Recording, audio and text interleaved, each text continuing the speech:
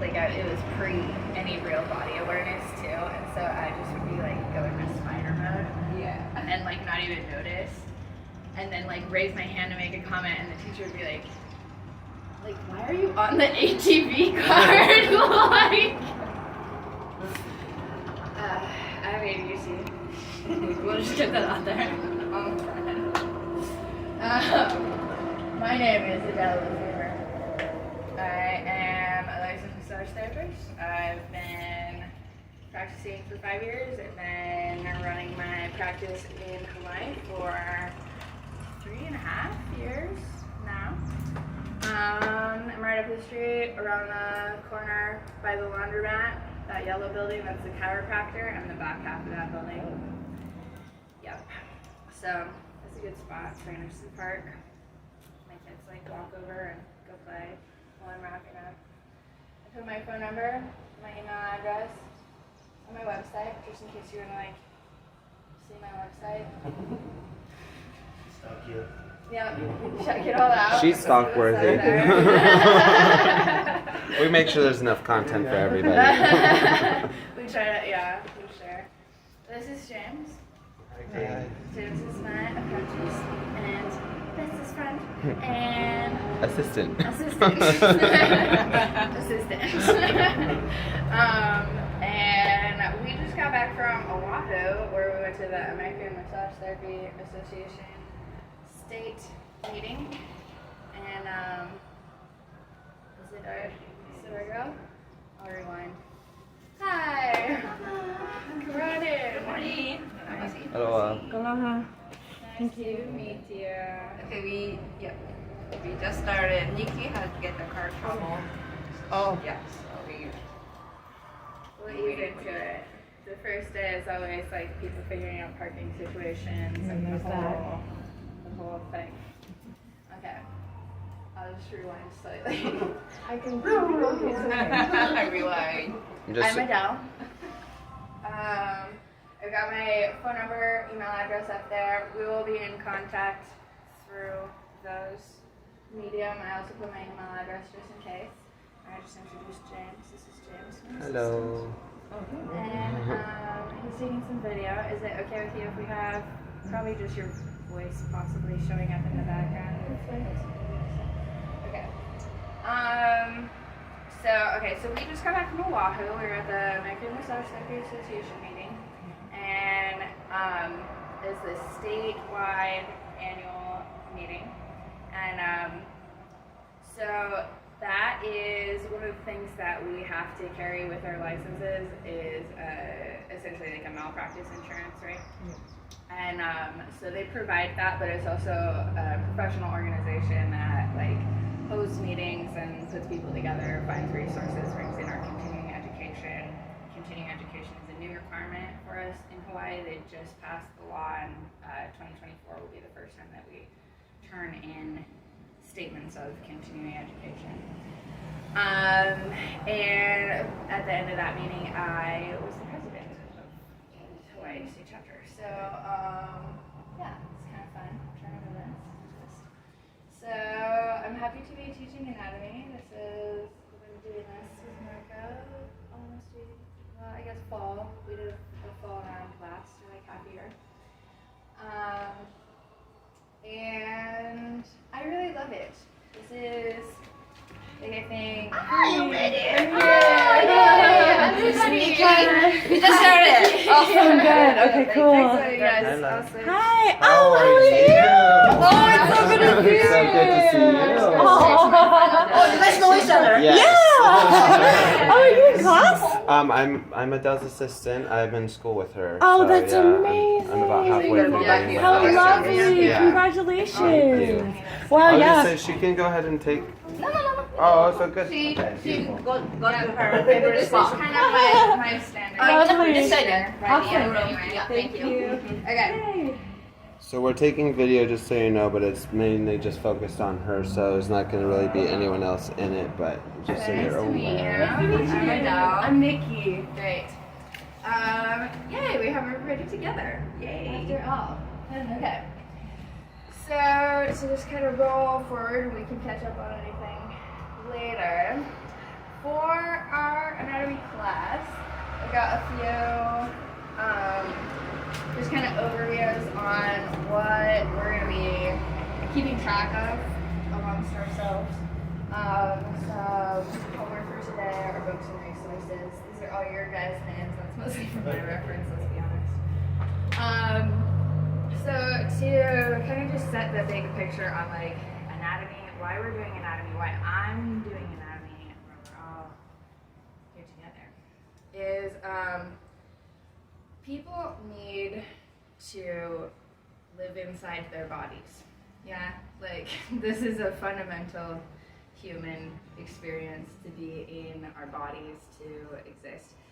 And in our current social dynamic, I'm sure you guys all have lots of different angles of observations, perhaps even critiques of how this is all fitting together in the big picture. And it's pretty hard to argue that there's not some serious issues. And most of us are arriving into adulthood with like a pretty low sense of embodiment, meaning I'm going to use that really literally. I know that there's some like broader kind of more spiritual applications, but speaking super literally of embodiment as experiencing the existence of having our body, operating our body, having the discretion and decision-making control of the things that are happening in our body within reason, having that sense of responsibility and responsiveness to the clues that the body is giving, right? And there are a bunch of layers of that will kind of unpeel as we get into each of these different systems, but on a super fundamental level, that is like where as massage therapists, as students of massage therapy, we are like intersecting on like what the world needs right now, right? So I take for granted that all of you are in here because you have some level of gifting.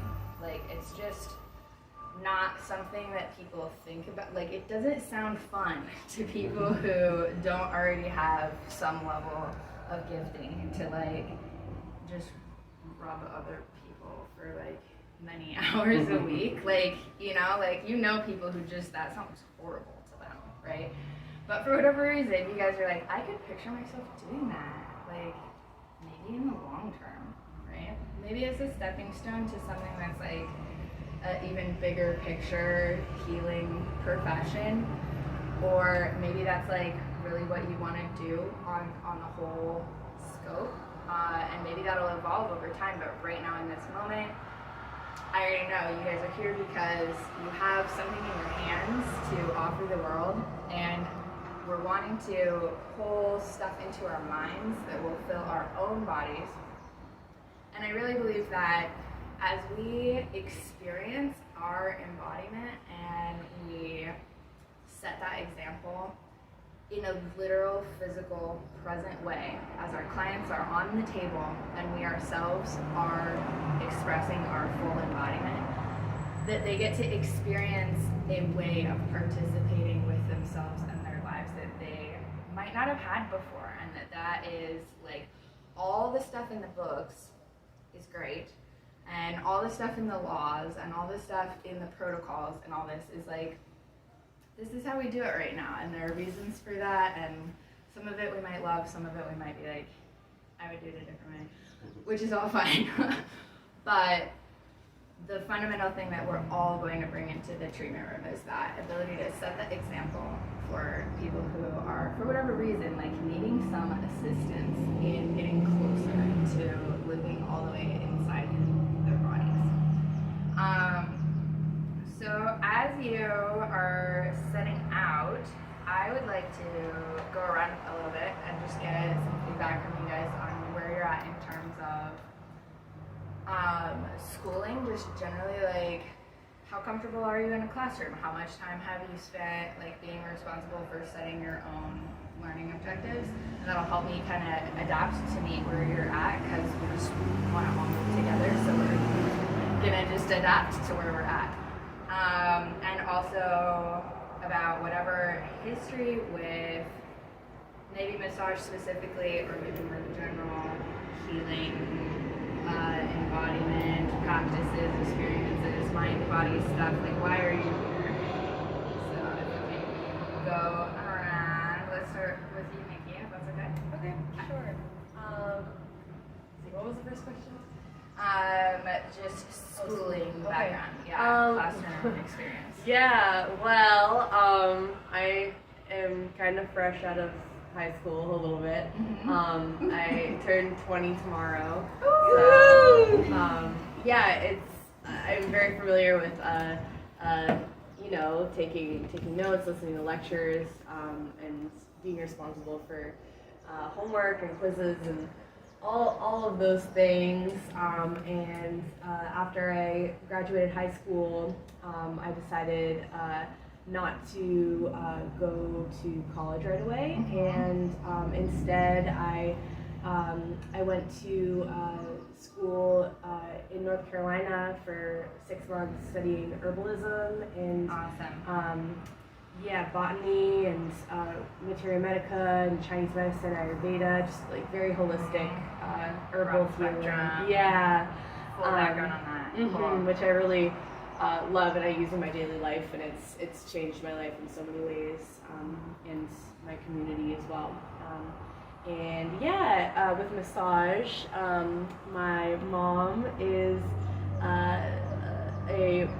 has been practicing Rolfing for 30 years, and so grew up experiencing and receiving her healing with Rolfing, and then she's also trained in Swedish massage. So I kind of grew up in that scene, and getting worked on by my mom's massage buddies and chiropractors. Yeah. And, kind of just like in that world. So I'm pretty familiar with that, and I'm really excited to start this journey with my own body work. Yes. Did you tell about this to your mom? Like started learning about about. Yeah. I mean, she taught me like a little bit, but like I don't know, not like super in depth. I would like to study with her someday. That would be really cool. Like be her apprentice. Yeah. Rolfing is such a like systematic approach too. That's cool to have the like multiple different kind of intersections. Yeah, absolutely. Absolutely.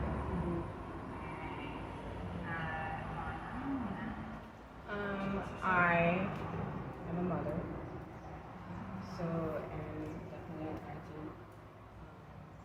I've always been a caretaker. I have some Thai massage under my belt. I've also done cleansing and understand the relationship between the body and the mind. And what you're talking about as far as being able to relate and listen and communicate with the body and assisting others in understanding what that is and accepting it and hearing it. I'm also a sound healer. I work with singing bowls. I am a receptionist right now at a holistic clinic, so I've always been around that. I've always studied to definitely know how to take care of my children, take care of myself, and I've just done a lot of taking care. So I want to continue on with that. I definitely have a talent, and so everything for me is service. I just offer service, and okay, my purpose is there. Okay, so schooling wise, it's been over I think next year makes 20 years out of high school.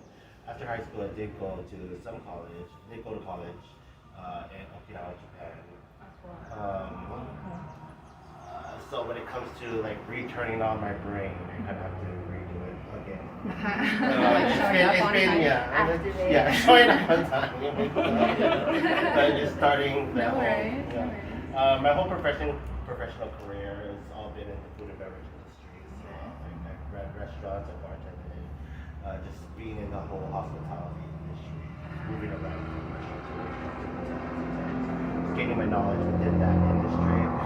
I've worked So me and my other half were able to buy a house here. So Nice. kind of settle down and Yes. kind of just focus on ourselves and our own relationships. Yeah. Just be more in tune with ourselves and what our goals are, you know, and massage is what I consider. It's kind of like a path that's kind of been set before me ever since I was little. I was telling them yesterday that, well, not yesterday, but on Monday, that my grandparents, my grandma would always tell all the kids to come in and like give her a massage. Nice. So that kind of situation. Then after like 10, 15 minutes, she was like, okay, everybody can go. Okay, you can stay and work on my wrist or work on my foot. She always said that, like, yeah, she always had like, she said that I had like a special touch. Yeah. Everything, and she's the one who actually kind of guided me towards this direction, you know, and so this is me kind of fulfilling that for her, and not just for her, but like for me as well, you know, because I feel like I'm kind of into that kind of thing. I've gotten my fair share of massages and stuff, but I want to be able to give back. Yeah. Totally. This actually kind of happened like about a month ago when I kind of like hurt my neck a little bit, and I ended up going to the chiropractor, and then going to the massage, and then going to the chiropractor and get another massage. And then a couple weeks later, like my body just feels better, you know. Why not me gaining all that information, all that knowledge, and sharing with other people? Absolutely. That's what my whole goal is. I think that's pretty common that like when people have gone through an injury and kind of like seen the effect at work and been able to start experiencing that like pops up in a lot of curiosity. Oh, Dad, I did go to college. I am used to being in class. Yeah. And like turning on and oh my god, I'm so sorry I was late this morning. Once I'm set and I get going, I'm pretty solid. Finding the rhythm. That is the key. Yeah, I don't have to worry about an alarm clock. My dogs wake me up at 5:30. That's not an option. But, okay, I'm up. Okay, slow time. So as we launch on this journey together, we'll be paying attention to just generally participation. These are like, I'm gonna be really honest, we don't have like super structured grading, like, you know, you're gonna have a couple of points off and then you're gonna fail or whatever. Like we're gonna pretty much get you through. But by paying attention to participation, attendance, discussion, stuff, that's gonna help me track like where you guys are at, where you need maybe a little more support, a little more follow through. So attendance obviously is just showing up, and as we get our rhythms and we get here on time, we want to really like respect everybody's time by arriving cleanly on time. I will try to be crisp about wrapping up and passing you off to the next session, also in a timely fashion. And then discussion, like it's like we really get a lot out of kind of sharpening each other, out of bringing these ideas, passing them around, building our fluidity with using the language and just practicing it. Some of these terms will feel like it can bring up a lot of different sensations to start using like the higher level scientific language of like, it might feel like showing off, or it might feel like a little insecure of like, am I saying it right or whatever, but it's just our practice amongst ourselves is gonna prepare you to interact when you do get on phone calls with like prescribing doctors or insurance billers, and you're gonna want that foundation already there, and this is like a super safe place to work it out, right?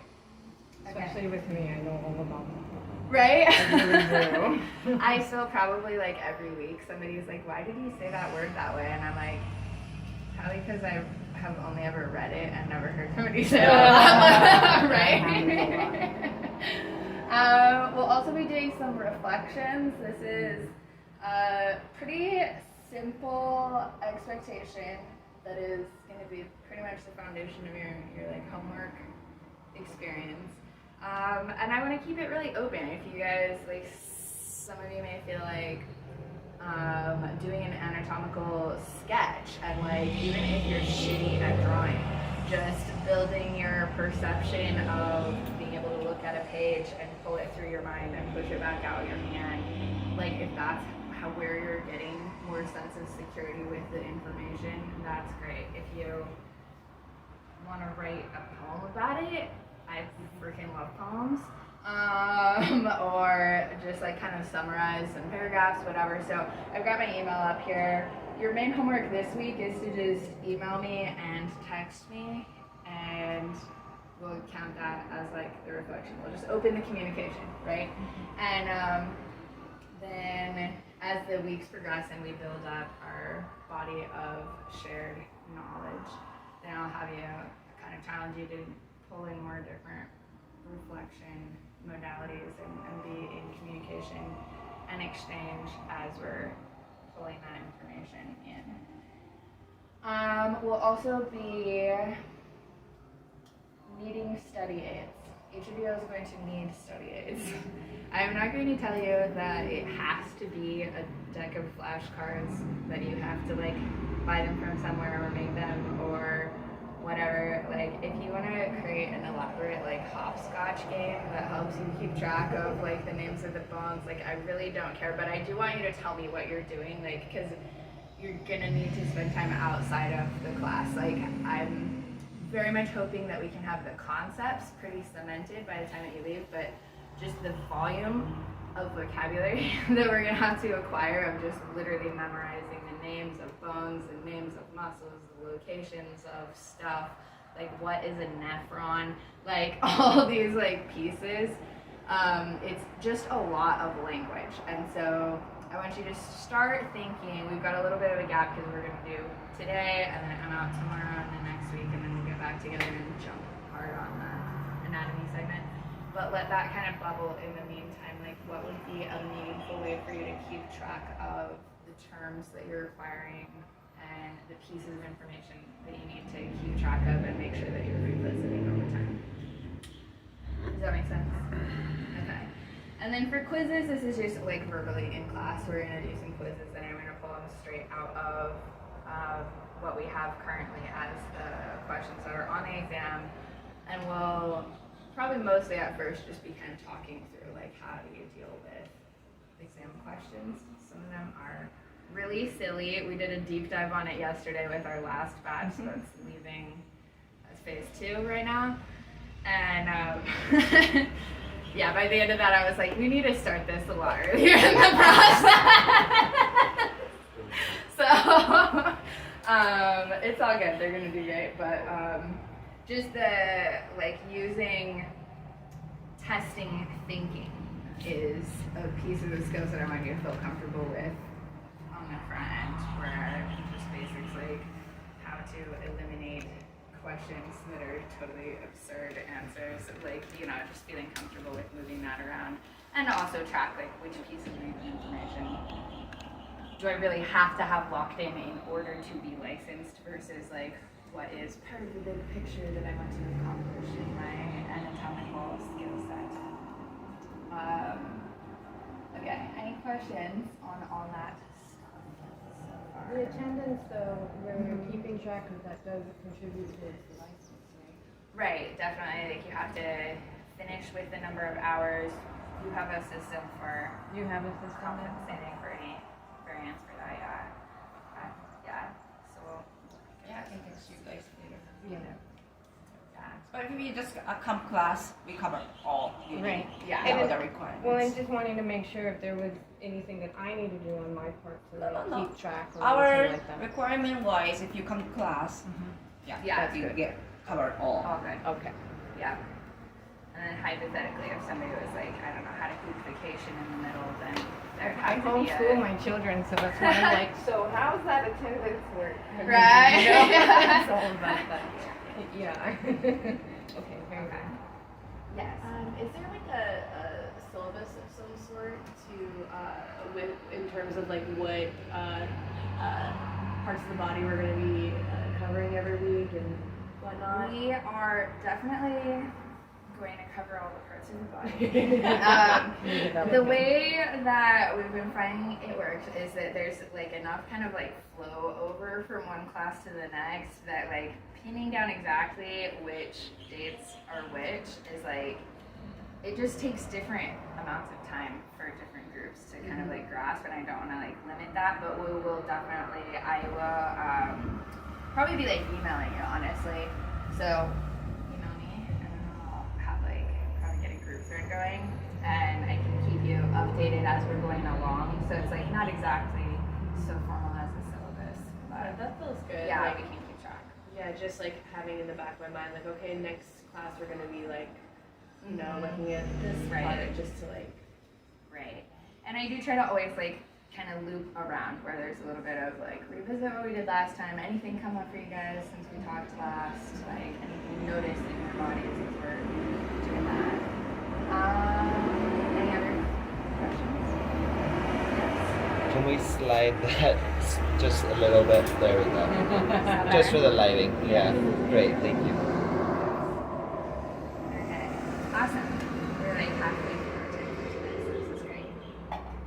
So I want to give a little bit of a tour of the books that we're using. So how They are ordering but not received yet. right. It's not received yet, yeah. Right. That's kind of our last batch also was like we were waiting on books for a while. So I just thought I'd kind of flip through and show you guys like what is even in here and what parts are we going to do, what parts are we maybe not going to spend as much time on. Oh, I have this one. Cool. Okay, so this is Mosby's Fundamentals of Therapeutic Massage. We use this book because when the state of Hawaii decided Prometric to develop an examination for industry, rumor has it, it was basically based on this book. So it's as straightforward as you can get in terms of like meeting the requirements. I will say as a like an anatomy text, it's not super thorough. But as a overview of like all the shit that we have to kind of retain as massage therapists, like it does a nice job of keeping all the topics in one place. So we've got professional practice in Unit 1. We've got foundations for massage benefit. So this is talking about, we've got the ethics, professionalism, legal issues. We'll talk a lot about like, we're calling this anatomy, but we're going to talk about like everything that you guys need to kind of grip what you're getting yourselves into. So just what even is massage therapy? What is not massage therapy? How do we know what our licenses are going to cover? What do we need to do in order to get and retain our licenses? And we'll fill in the stuff that's like real specific for Hawaii. This book is meant to be kind of used across the U.S. And so there's some like bigger picture professionalism concepts in here, and we'll pull it in more specific as we go too. Foundations of massage benefit, like what does massage do? Why do we have a population that wants to pay for massage? Why do we have a profession of practicing this skill? The massage process. This is gonna take us through like what essentially is massage in the sense of like when you practice it, when you walk into the treatment room, what's happening while you're there with your client, what's happening with business infrastructure that goes around protecting that space. And we'll go a little bit, we'll hop through some of the complementary bodywork systems. This is some fun stuff, but I'll let you explore that more on your own because it is broad and it's a lot of stuff that is more, like you would end up doing that in continuing education and advanced courses as you realize like what you feel more drawn into specifically. So there's some great just like first introductory ideas of like what you might want to explore more through that section. We'll talk a little bit about like where is massage happening, what's going on in the different clinic settings, private practice settings, outcall settings, and get you a picture of like if you're in a big room full of massage therapists, like who's there with you, you know, like who are these people? Which we just got to experience over last weekend. That was kind of fun. I just flipped all the pages, but it's not the markers on the ground yet, so I'm still winning.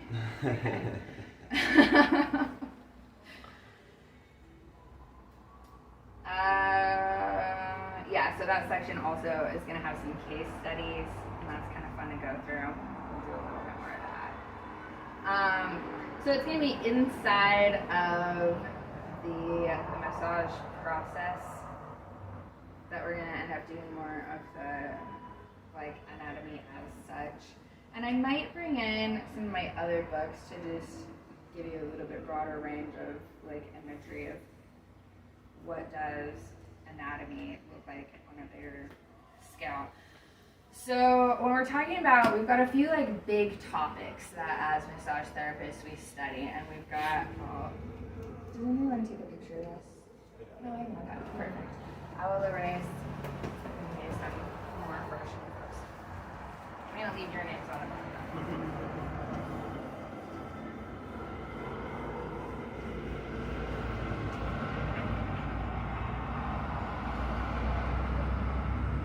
Okay, so as massage therapists,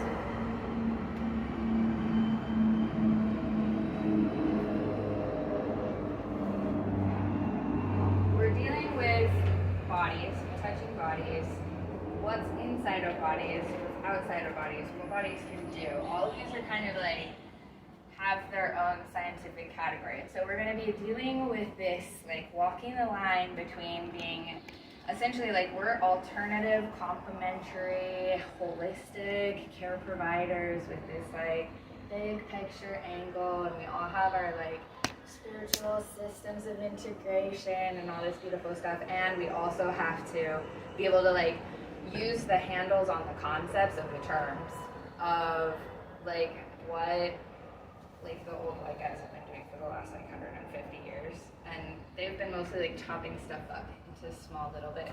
This is actually what anatomy means.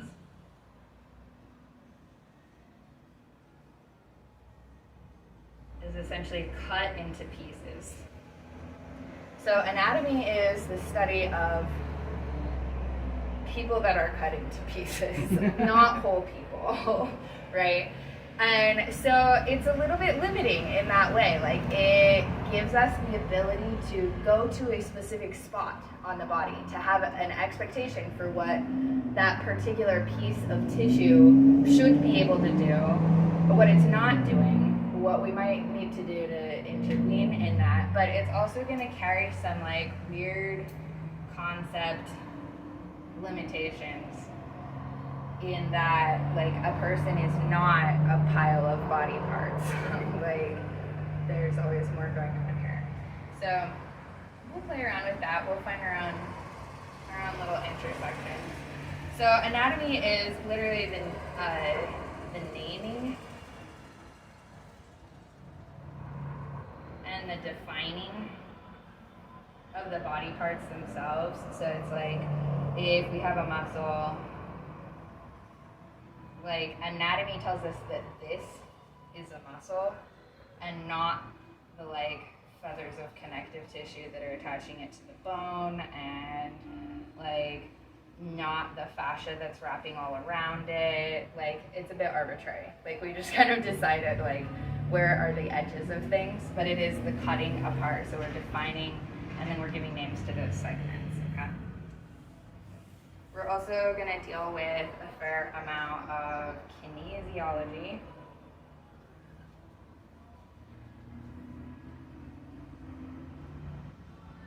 So kinesiology is the movements.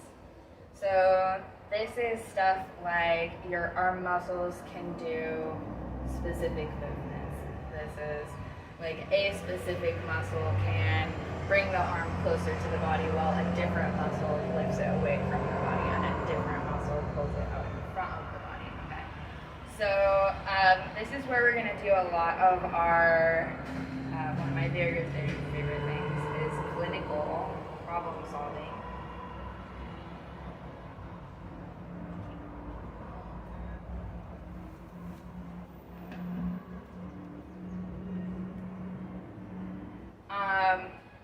which is where we get to build a skill set where we can do things in our practice, ask the clients to do things while they're on our table, and generate information about what's down inside of them. This is basically like how you grow your x-ray vision,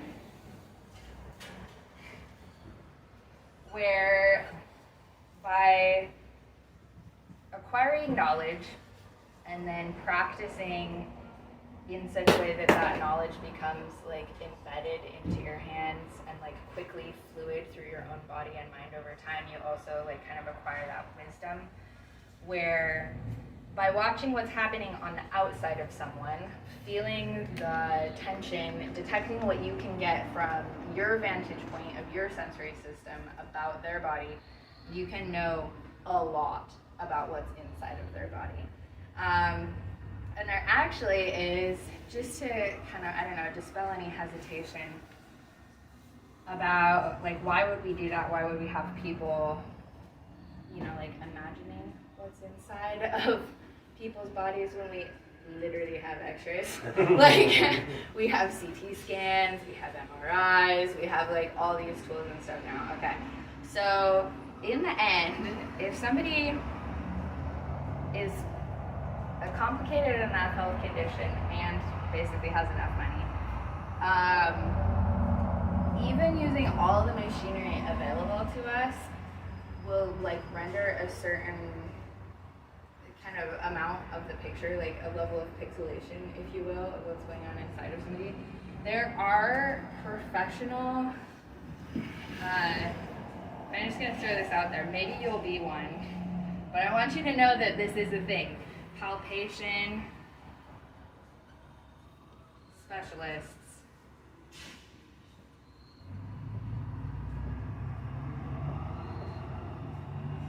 who essentially have spent so much time developing this like mechanical cognitive understanding and acquiring the fine detail skill set in their hands and in their movement in the treatment room, that like really top level like neurologists and surgeons will send people to these like ultra like arch massage therapists to get the like final readout that is like beyond what we can acquire technologically right now. The technology is getting better. And like, who knows, but like, don't worry about getting job displaced. Like, this is one of the few things that you can do that like computers are not gonna take over, because it's gonna come down to just like the intricacy of what is in your hands and what's in your whole background of experience. And like every person you've already touched in your entire life is already like loaded up into the program that you're about to kind of start unlocking here. So it's super cool. Okay, so in kinesiology, we develop our clinical problem solving and move deeper and deeper into our palpation skills, and maybe even one of you will become a palpation specialist. Okay.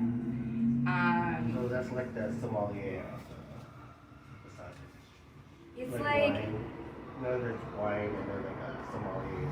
Right, like, yeah, just having like a super high level, refined palate, right? That like ability to like just taste it and be like, yeah, I know what region of France this came from. Exactly. And like whether or not you like put yourself in a position to have to, like personally, I wouldn't necessarily want to do that because it sounds like it involves a lot of like wrestling on the phone with surgeons too. I know that doesn't sound fun to me, but just palpation as a fundamental skill, that meaning the ability to see into with touch, to understand the texture that you're picking up with your sense of touch, and to get finer and finer details of like what information is coming out of this. Okay, so we'll build our clinical problem solving, we'll build our palpation skills, and this will all build up to our ability to use kinesiology to take somebody who has a practical problem and is like, my neck hurts, and to check out by touching, asking them questions about their lives, moving their arms through range of motion, like whatever different tool sets you're using, to isolate like what can you practically do to start getting like predictable results. And I really want you guys to get as predictable of results as possible. Like you can go out into the jungle and find some people who can touch you in a way that feels really nice and might give you some like anxiety relief or stress relief, or like even make some significant adjustments into specific stuff that they've seen a lot of times. Like you don't have to have a license to perform massage that does work. But when we have a license, we have this higher level of standard of like, we want to be producing pretty predictable results. Like we want to be able to tell people confidently, like we're not going to say, I can cure your thing, you know, but we want to be able to tell people confidently, this is a thing that typically responds to the techniques that I use. And I would expect somebody with what you're reporting right now to be able to turn around, like maybe cut your pain level in half in like a month or 6 weeks or whatever. Like you want to be able to use predicative language about what you're doing, and that develops this like building trust in your own knowledge and your skill set. And then we're going to talk a lot about professionalism over the course of this class. And this is about the idea that as massage therapists specifically, not broadly healers or touch-based practitioners, but as licensed massage therapists specifically, we're in a community that has already been there for a while, and we're like coming into a tradition in a way where there's some established expectations and procedures, and that's going to inform some of how we interact with the clients, who also have an expectation of like they're hiring a professional, not an intuitive or whatever. Like you may well be very intuitive, but you're advertising under your license, yeah.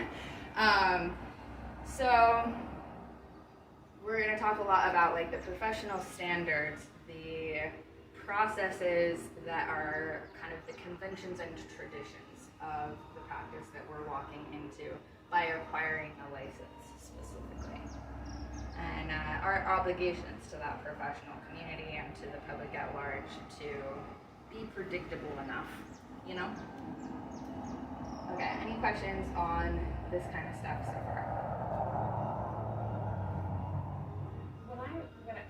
That is the first time I've seen that word. Kinesiology? No. Oh, palpation? Yeah, palpation. Thank you. And it's interesting to me because, like you're saying, when you're working with people and you're opening up their temple, whatever's there is there, and you're communicating with it, and you're allowing them to develop the conversation with themselves. And there's definitely a sense and a certain amount of like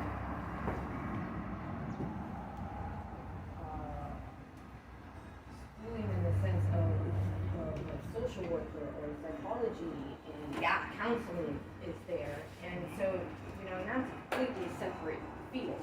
Right. But what I'm seeing is that is the bridge to understand how to use those kind of skills with massage. Mm-hmm. Because I do ask whoever I'm working on, if you feel any kind of energy, tingling, anything, let me know. Oh, it only went this far. Oh, we need to get it go all the way down. And I do communicate in that way, and I do ask that people let me know what is your body feeling. And then I've also learned how to recognize certain symptoms. Like I know I'm doing the right thing, and so start going. And that's heavy metals coming out, or they have to use the bathroom. Sure. And then I'm like, I'm moving stuff, and this is working, and we're getting somewhere. But then to have people have that conversation with themselves and be able to voice it, right, is kind of in that category of like helping people find the verbiage and does it tingle? Is it this, or is it? And so what feeling are you feeling when you feel that sensation? So that's kind of what that is. Yeah, That's absolutely. the word for it in a whole Translating like your own self-awareness, your embodiment into being a tool that helps you kind of do that detective work of like what's happening in somebody else's body. And that's a big piece. Like that's a really good point. I'm gonna kind of add that of just this idea of developing vocabulary. And we already talked a little bit about like in here as students, this is a big goal for our little school community as we set out on this adventure. This is also a huge piece of what I'm like ongoingly doing with my clients all the time. And Yeah. We'll solidify this game. oh, I see what happened here. I think I see what happened.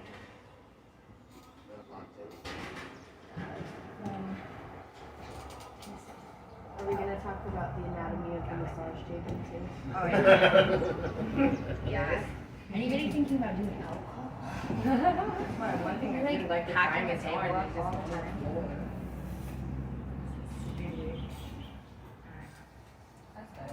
Back in positions. Oh yeah, that better. Okay. All right. So to return to this thought is the vocabulary. Like I'm still sometimes surprised how much of my time in my treatment room is spent building the client's vocabulary and like literally taking people who are like maybe they're on a workers' comp case and so they hurt themselves at work. They've never really had an injury before, but maybe they like dropped a refrigerator on themselves or like lost track of it, strained their arm, like whatever, things happen, and so they're suddenly like, I can think of like several examples even just off the top of my head on my client load right now of like young guys that just haven't had to say things about their body that much before, and they're asking them like, so what's up today? Like, what are you feeling? They're like, it hurts. And I'm like, where? And they're like, here. And I'm like, okay, can you tell me more about that? And they're like what? And I'm like, does it feel kind of electrical? Is it like a warm pain? Is it radiating? Is it a small point? Is it a diffused area? Like that we're introducing these questions, introducing this language, and then after 3 or 4 sessions, these guys are coming back in and they're like, the pain has migrated and the radiation into my forehead is limiting back, and like that they literally are acquiring a brand new skill set about how to experience their own body, which is literally life, right? Like they're literally becoming more alive to their life by having these like moments of being asked to reflect inside of themselves, inside of their experience, to take that awareness off of the outside world and all the shit that they're normally trying to keep track of, and put it inside of themselves for long enough to like respect their own life and care for their own life. Right, exactly. And then once we can get that dialogue, then it's this whole other door that opens up where they had no idea that if I pushed on this thing, then this thing over here is gonna like get some kind of relief, or that we can reposition how their shoulder is lining and it's gonna stop the like tingling sensation in their fingertips or whatever, like that, like they don't have to take the whole anatomy class to start getting the benefits of like showing up in their body in a brand new way. And like you can come from so many different traditions and get these kind of results. Like it's weirdly not about what exactly you do. Although like as your hands, your intuition develop, your specific approach will become more predictable to you, and there will be people who have a taste for that rather than something else, and that will all kind of sort itself out over time. But like this concept of holistic practice of coming along somebody in their own healing process. Like I'll use pretty fluidly the idea like that we're in healing work, right? It's a little bit controversial to call ourselves healers, and I respect that, although I will use the language sometimes because I think it's a little more inclusive as well in terms of like other people practicing even broader modalities. But the core to remember to be able to diffuse whatever tension or confusion there is this idea that it is the person themselves that is healing.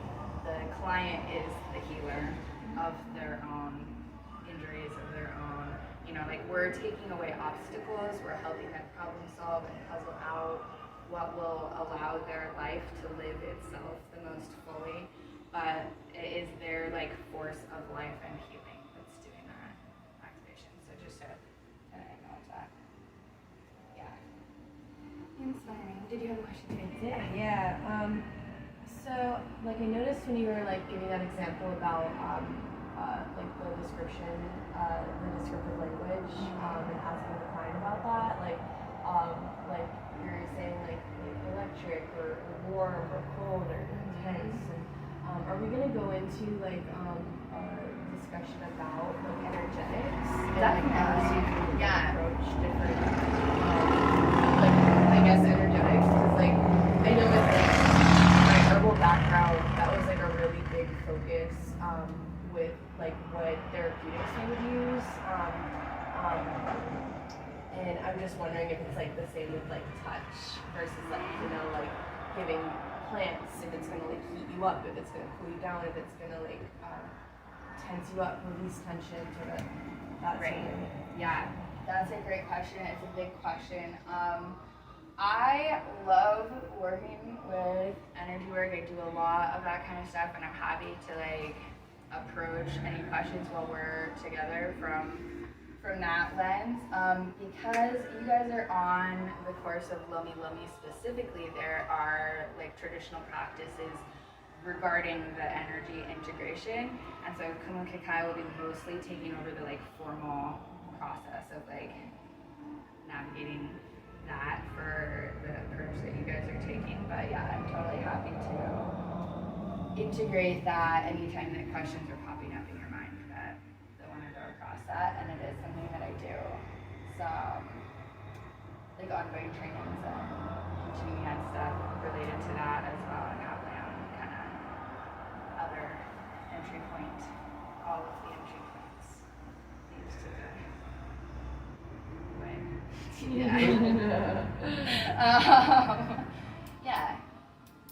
Anything else on that? You know what I found interesting in here? The very last, I don't know if you noticed, and it's something to be aware of, but it says recognizing human trafficking victims. Yes. And that's interesting because, I mean, I've worked with a lot of children and people, and I have come to notice and start recognizing signs of abuse. And how to handle that. Yeah. That's a big one because we will come across that. We definitely will, and being in the middle of the Hence why Pacific it's good to have Ocean. license and see. right, exactly. You So need that's to know about that. right. So I'm gonna put that kind of broadly under ethics for now, because it will be like we'll address that more specifically. I will say, like, it would be a bit of an extraordinary circumstance if you, inside of your professional role as a massage therapist, became the first person to interact with a human trafficking victim. But we can definitely address like the skill set to like scan for that stuff. And not even human trafficking. I mean, even as growing up and stuff, taking care of children when they complain about pain and things like Right. that, and then all of a sudden come to find Definitely. out, you know, there may not be an actual external bruise, but there's, and they're coming to you to state that, you know, I'm having this pain, and then being able to recognize the pain that's being generated from their body, or is it being generated from an outside source? Absolutely. Is a big deal, and it's just so prevalent. Right. I will say, like, while you personally, inside of your practice, are not likely to have like those super direct interactions, like as a group of professionals, we do. That we literally are, like, I do things every day that are part of the legal regulations that Hawaii has in place in its, like, honestly, like, underfunded and somewhat misguided attempt to control. Right, exactly. But like because we are an industry that has been historically associated with prostitution, because we are in the middle of the Pacific Ocean, smack dab in between one of the largest providers and one of the largest consumers populations for trafficking. Like we are more so than other states massage therapists affected by those issues, and all massage therapists everywhere are ongoingly dealing with like consumer confusion about sex trade versus therapeutic work. Yeah. Do you know off the top of your head, in our practice, are we mandated reporters? We are not mandated reporters, but that doesn't mean you can't. Right. Yeah. But you're not mandated, because that's. Right. It's just out of That curiosity. it's not exactly Litigation. the same as like, and again, like unless you do a little bit of like specialized training in advertising, you're probably not going to be working with young children. You're more likely, honestly, to see cases of senior abuse than child abuse. And you are governed by confidentiality, and we have interactions with HIPAA, which is the Health Insurance Portability blah blah blah Act something. And so that's just a set of rules about like who we can provide health information to and in what circumstances. We can always give information directly to the police or the courts. And basically, other than that, we always have to have the actual client's permission to release any health information. So that's like, we'll go into more detail pulling that all apart, but that's a pretty solid chunk of that's the bones of it. Mm-hmm. So, It's not the main focus, but it is something right. And you may well run across some extreme cases of people having like relationships that are very unhealthy, family structures that are very unhealthy, situations where their bodies or their minds or their spirits are endangered. You will run into people who are endangering themselves more frequently. You will run into people who are in psychological places or in lifestyle places that are really destructive more often. Do we talk about that line then, where if you're noticing these kinds of things occurring with your client, at some point there has to be a line that has it ever been experienced where it's not proper and it's not safe to work with you like this? Absolutely, yes. It is always at your discretion as a therapist to cut off continued treatment. I think most respectable kind of response to that situation is to provide referral. That if you're no longer the appropriate practitioner to provide treatment to somebody that you're working with, you don't have a legal obligation. I would say you don't even really have a moral obligation. But if you are dedicated to your highest level of professionalism, the course to take is to find the next professional to send this person to. And you cannot make them show up. So you really don't have that like fundamental moral responsibility for that person's outcome. Like we are non-diagnostic clinicians, meaning that we don't tell people what's wrong with them. If they come in and they say, I have sciatica, you can be like, okay, I'll treat you for sciatica. If they come in and they say, I have numbness and tingling running from my low back down into my toes, you can treat them for sciatica, but you do not tell them they have sciatica, right? However, you can always tell them, I would like you to see a neurologist and specifically ask a question about sciatica. Like we have ways to go around it where we're never the like responsible end party for these people's outcomes. They are their own full responsible individual in the end. But we have this professional capacity to be alongside them, to help them find resources, to come from a place of, like, they've been running their own lives. They've been, like, bringing stuff up in a grocery store or driving their kids around or running a law practice or whatever. Like, they're doing their own stuff all day long while we're learning how to handle these situations. And so, like, we can see them when we have legal problems or we need to buy groceries and stuff, and they're gonna see us. And this is like part of how we just are integrating in the community. And so pulling off that like kind of over commercialized veil of being like separated inside of, you know, the consumer, like whatever else is happening, like we don't always know these people, but zooming out, like if you're an alien looking down, what it looks like is they're helping us and we're helping them, and that really is what's happening. So they're in charge of their lives, they're in charge of finding us in the first place, picking which therapist to go to. If they want to go out and do a like 9-hour 8-hand massage ayahuasca ceremony to deal with whatever they think their issue is, they can do that. If they come into you as a professional and do an hour of treatment, 90 minutes of treatment, maybe once a week, maybe twice a week, maybe just that one time, they're allowed to do that. If they want to fly to Oahu and get an MRI for exactly the same issue, like they're allowed to pick, right? And we're just like the guides on the pathway that once they've identified us as like good enough as a starting place to guide, like we can walk with them as far as they walk on the course that we're walking on. When it's time for them to go a different direction, we can point which direction we think will get them closer, you know? And if we've built that trust, they probably will. They'll probably do that. And some people are going to be so fundamentally like disrupted in their ability to trust, or their ability to follow through, or their ability to take their problems seriously, or whatever, that they will not do whatever you ask of them. This is also not on you, this is them choosing their location on their own path. So suggestions and references. I'm just like indicating on my ghost ideas here.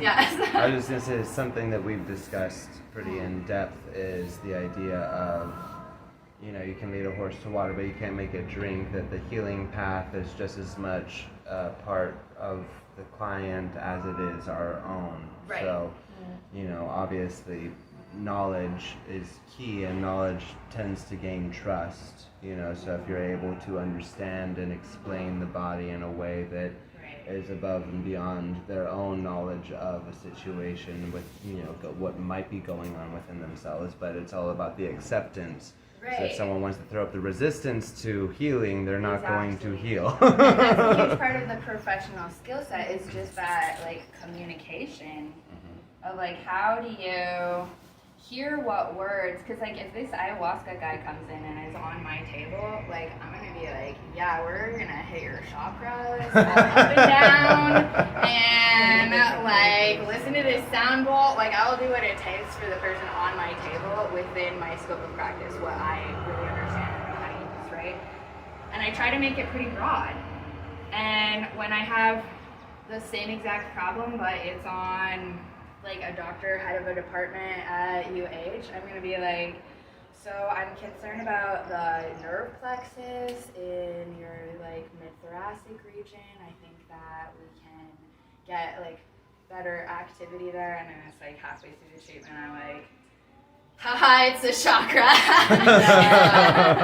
And they're like, oh, you know, and it really is like that we have all this languaging that people feel like is separating them, and that's kind of like the beauty of being the professionals of embodiment, is that like we're making this like out of control divergent decision to be in reality, to be experiencing reality fully through our own senses, pulling people into their own senses and adjusting the calibration of all of our sensory experiences so that what we're doing is accurate. So it doesn't matter if it's a chakra or a nerve plexus or like 9 saints or like you know, like use what language works, because the language is part of what's going on in the brain. and it's part of what's happening in their reality, and like we want to fire the right neurons, like it, you know, like it doesn't matter what words we're using that much. Like don't do something you're uncomfortable with. If you're like, oh my god, I'm gonna vomit if I have to like hear this religious spiritual concept, like don't work with that person, you know. But like we can interface and bring it across, and that's why we get to be holistic, right? Yeah, go ahead. Yeah, my mom always says that she holds space for people for a living. Right. That's what it is really, and it's not like her. It's not like what you were saying, like her healing people. It's like them healing themselves, but she's like that guide space holder. Exactly. That we'll have moments where we're nurturers, where we're providing something that is missing for them. We'll have moments where we're like stimulating something and like diffusing some of that like boredom with life. Like it's bizarre how much of an impact massage has on like depression or anxiety, stuff like this. Like it is highly regulating for psychological issues because we are not built for the low level of stimulation that we get in our culture now, right? Like it literally makes us sick. It's like I honestly like I will tell people like touch is the vitamin C of like emotional issues as scurvy. Like this is something that we just haven't quite clicked into. Like there is a relatively simple cure if we build it into our rhythm, but leaving it out creates like an illusion of pathology that's really just deficiency, right?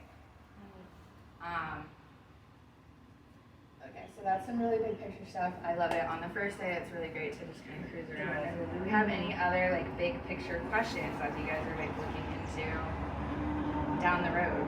Yeah. I found like with my just like small like practice on friends family, that breath is like so essential.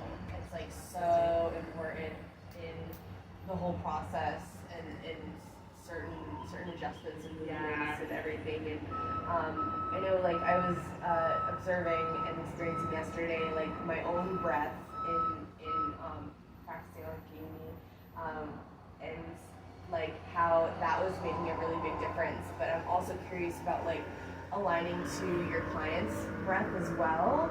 Like does that like create like more, I don't know, are there certain like practices of like I don't know, that alignment to breath between like the practitioner and the client? Yes, there is a lot to be said about that. It makes me curious.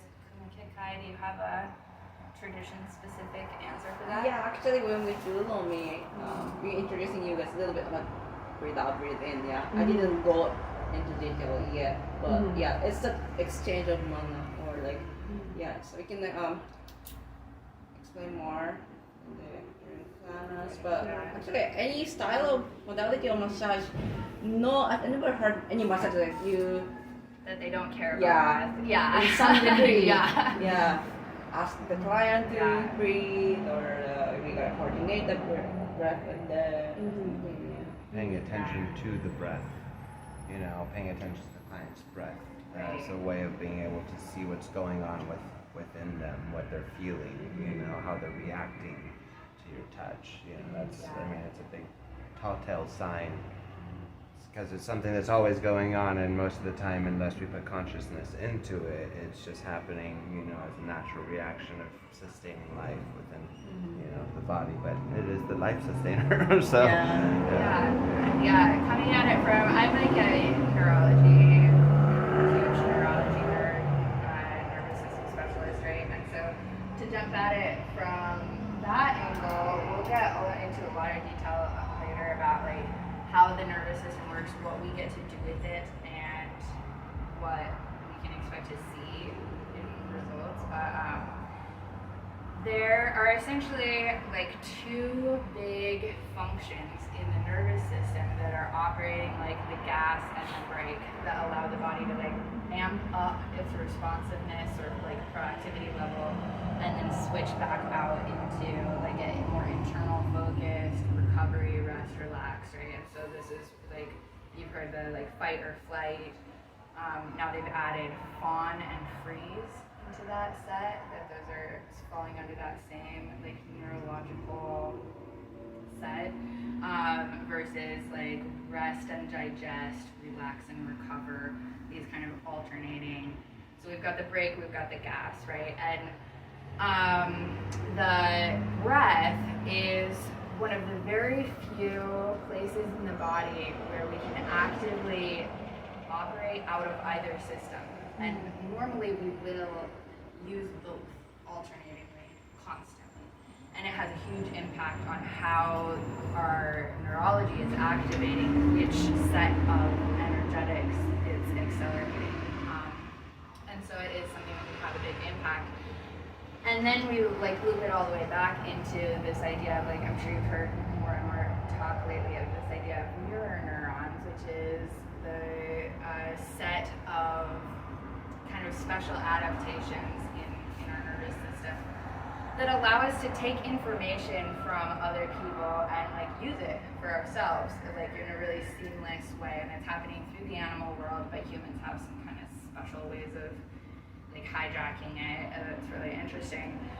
And so when we integrate this, like these alternating nervous system functions and the mirror neuron system in a deliberate way, we end up having this like, huge control panel of what we can do in our own body and then what we can do in someone else's body that basically like rides subconsciously into their functioning. Where like if they're standing there being like, you're not gonna emotionally affect me, like they can, you know, like shield themselves, they can like repel that.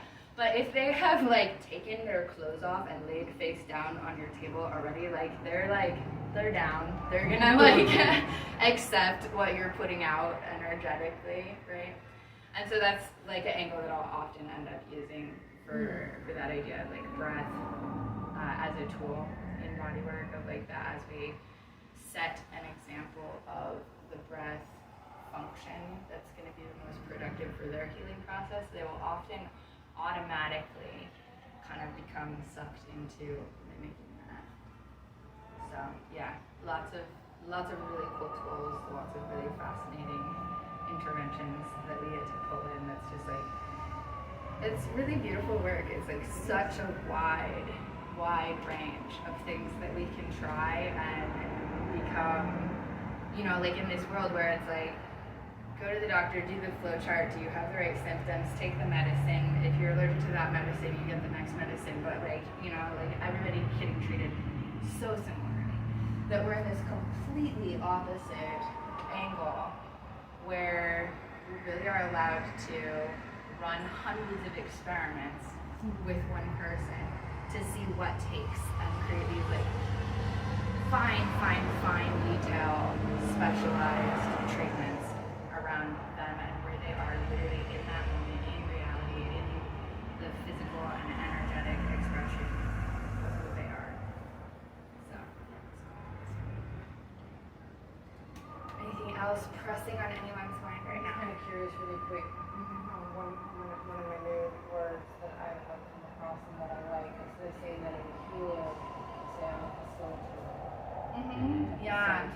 So I like just that. I say holding space to like your mom, but we're facilitators. Here to facilitate the opportunity for them to with themselves. Right. Yeah. Years of I'm like such a nervous system nerd. I'm also a total Latin nerd. I So- was forced to take Latin. Facilitator. So this is our like actor. This is the The doer of the thing, right? This is easy. This Oh, is okay, that's right. the ease maker. Oh, I like that. Thank you. Yeah. Isn't that sweet? Thank you. Yeah. Okay. I just wanted to comment on one thing that I've noticed is as we are in this age of the social media and the AI and the, right, all the stuff that we see popping off on our phones, we see a lot of these holistic practices, things that have been, knowledge to the naturopaths and to like the healers of the world for a very long time are suddenly being like taken and monetized, commercialized, showing up as ads and so on, especially as showing up as people who did a weekend seminar and now they want to charge you $3,000. right, exactly. Well, and it's the idea of like it, algorithms, right? You search for things. We look up things such as like finding this class or looking for a massage therapist on Google and whatever. And before you know it, your phone's popping off all of this stuff, and it's like, oh, this looks interesting. Just be aware. Just be aware. Keep your eyes open to not go down the rabbit hole, essentially, because the knowledge and the medicine has been in the hands of the people that are in front of you, that are surrounding you, that you're drawing into your life for a very much longer period of time than anything else that we're finding popping up on the phone. Like I'd say 99% of the time. Like maybe 1% of the time you might find a little gem of something that's like, oh, okay, this is actually, useful, but just be cautious, and what you share and how you put yourself out there too, because I guarantee there will be, rules and regulations. We were just at this AMTA meeting and hearing like the governance side of things and the laws and like how, they're trying to do certain things in certain ways, and some stuff is beneficial, but some stuff would be catastrophic, so I'd say it's just always better to ask somebody that's actually been in practice for a period of time, and not just one person either. A multitude of teachers at the end of the day in this kind of work is most beneficial, because there are so many different levels to it, aspects to it, and she's awesome. Yeah, definitely. Like I think,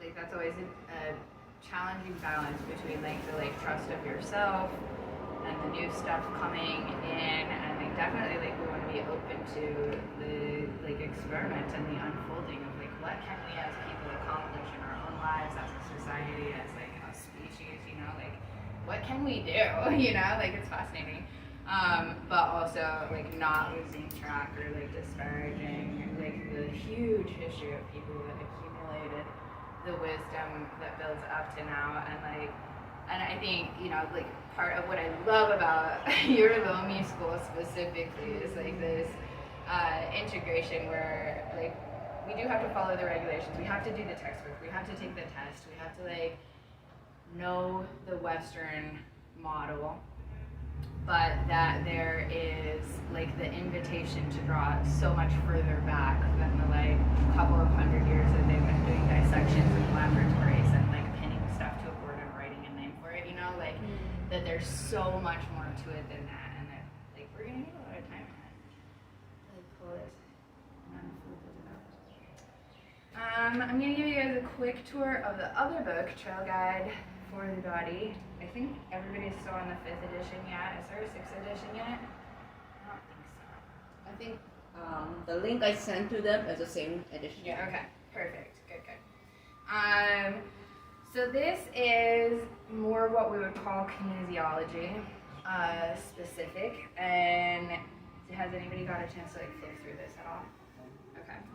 So the Trail Guide to the Body is, the reason that it's called this is actually really funny. It's set up in a way where they're like giving you all these terms, they're giving you all these like really well done anatomical illustrations that like give you all these different angles where they help you pull the three-dimensional reality of the body off of this like two-dimensional model, to see it from different perspectives, to turn it around, to take different layers off. But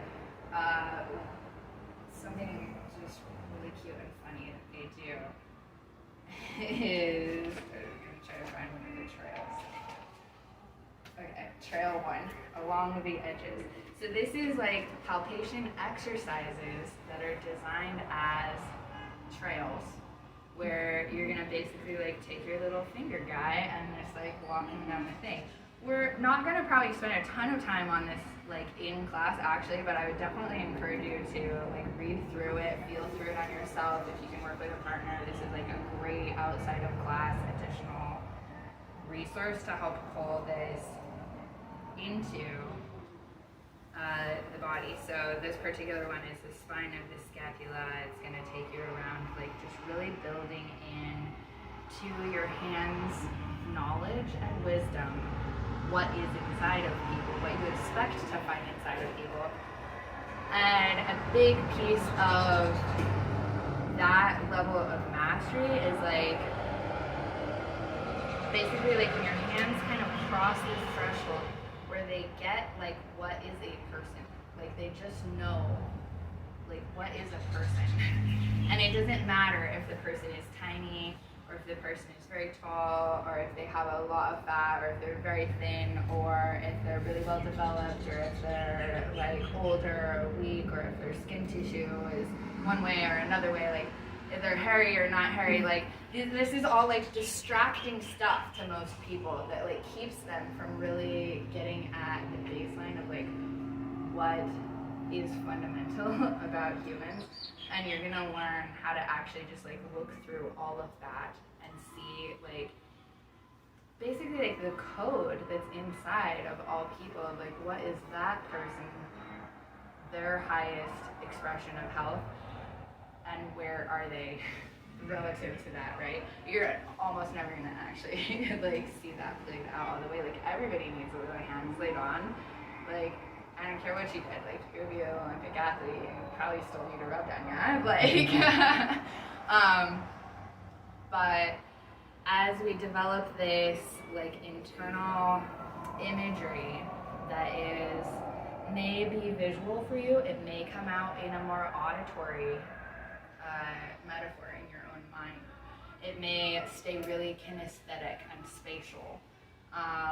Or it might jump around between all those things. And so that's kind of part of our exploration together, is also figuring out like from your nervous system, from your like definition in your fingertips, and from your access to your own self in your own body, like who are you as a therapist, and what is waiting to come out, like what is your superpower, because it's in there, and it's literally like X-Men shit, you guys. Like as we like unpeel like the different skill sets that are embedded in our own bodies, and like how to get that out of us and onto other people.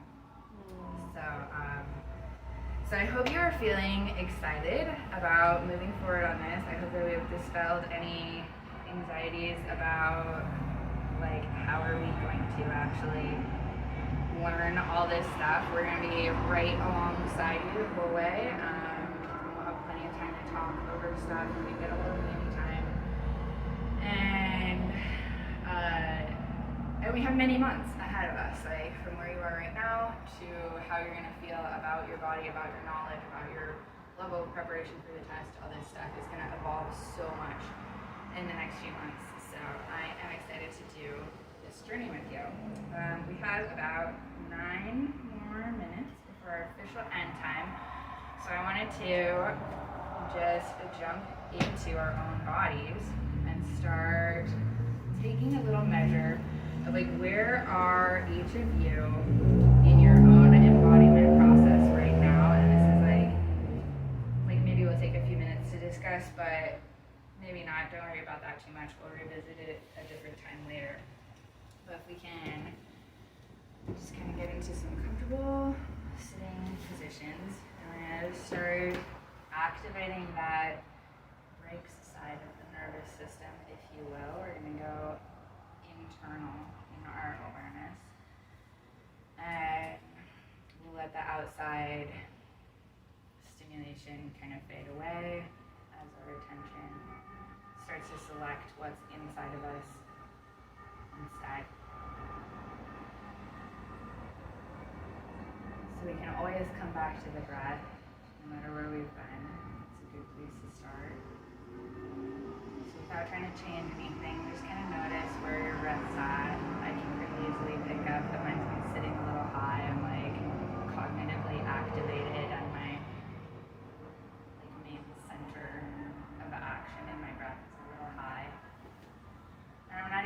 worry about doing something to it. I know that as I get this internal focus turned up, it's just going to sink lower down.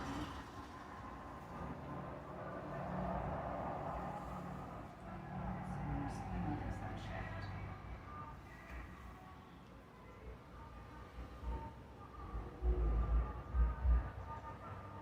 I'm going to notice any areas of sensation that are sticking out to me first. Places in the skin.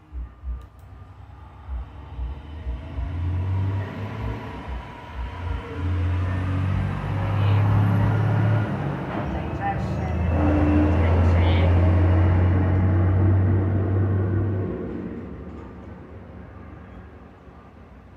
Notice any clues that your body's been giving you about your activation, like your level of reactivity.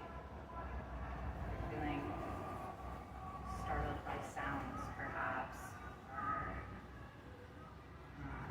face muscles are really having to help you hold together your thoughts.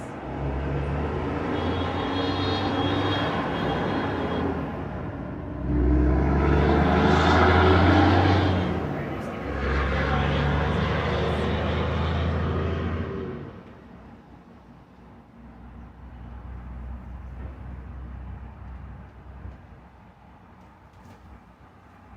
And by this time, just because that's how it works, I can already trust that your bodies have already shifted into a more parasympathetic state, into that more rhythmic, more relaxed nervous system state,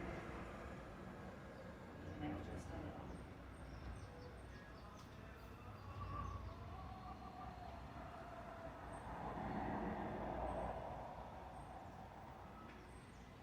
So we can just allow our bodies to start talking to us about what we already know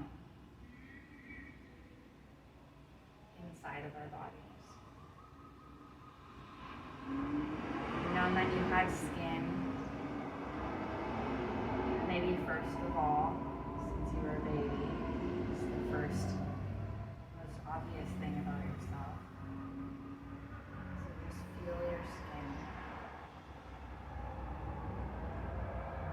You have to pick a small area to hold the focus for right now. That's okay.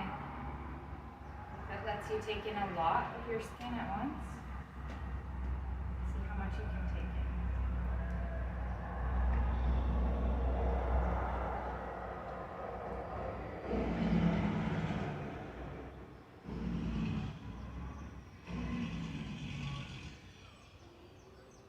At this point, your nervous system is probably to a place where you can detect your own heartbeat pretty easily.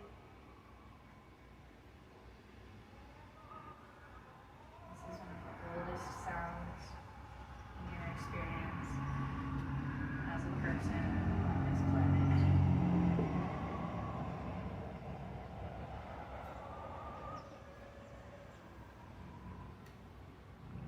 You can always draw some comfort from that. Whatever else was in your past, there was the nourishment of the flow of blood in your own heart, standing right with you every time.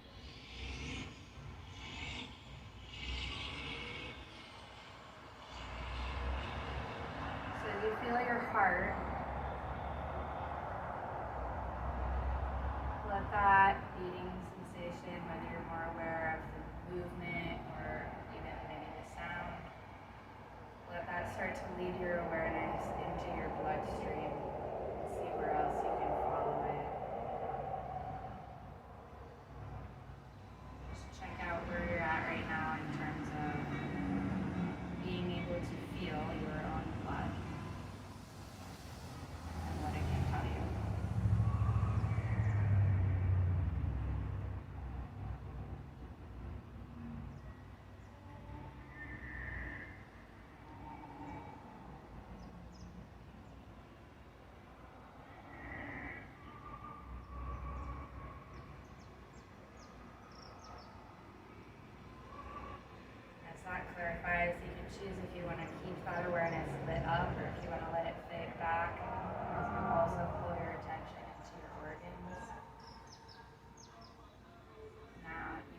have some clear ideas of where some of the organs are. You may have already studied a lot about organs and spent time embodying that, or it might be a cavernous space in your awareness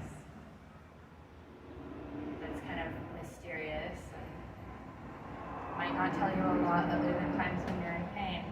But for right now, just listen to what it is telling you throughout your low belly, through your mid-thorax, your waist, through your chest. Just let your awareness light off what you know about organs, and also what you can feel about your own organs. See if you can bring those two together and make them lay on top of each other.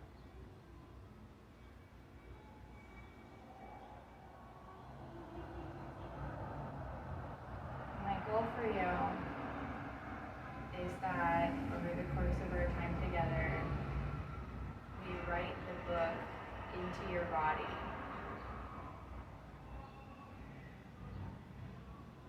That your body is the book of your life and of what you can know of life. And your body will be with you when you take the exam, when you convince someone that you are a good therapist for them, when you sit with somebody who's really struggling and you want to find a way to help, your body will be there. You will always be able to go find more information, but everything that you write into your own body will always be with you. So let that knowledge of what you know and what you feel settle together.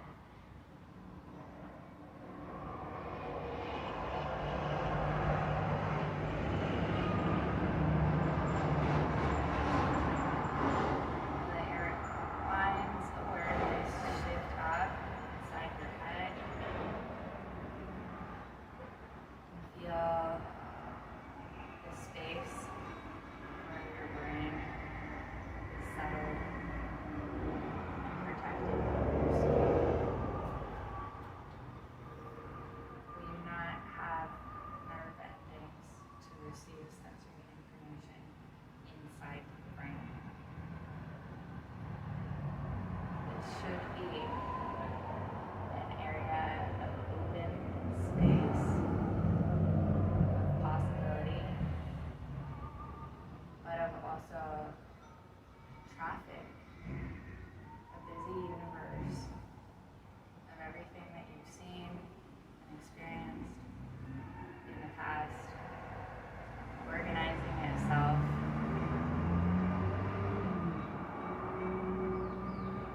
by the principle of intelligence,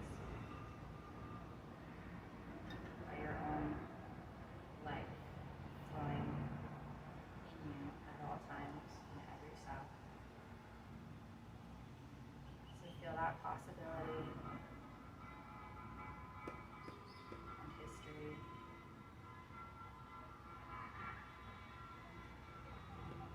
Drop that awareness down your spinal cord. It's also part of your central nervous system. Expanding out into the body, giving you the ability to hear what your body tells you and to talk to your body yourself. Follow that awareness all the way out to the surface of your skin, to your fingertips. This is your toes. This is your nervous system.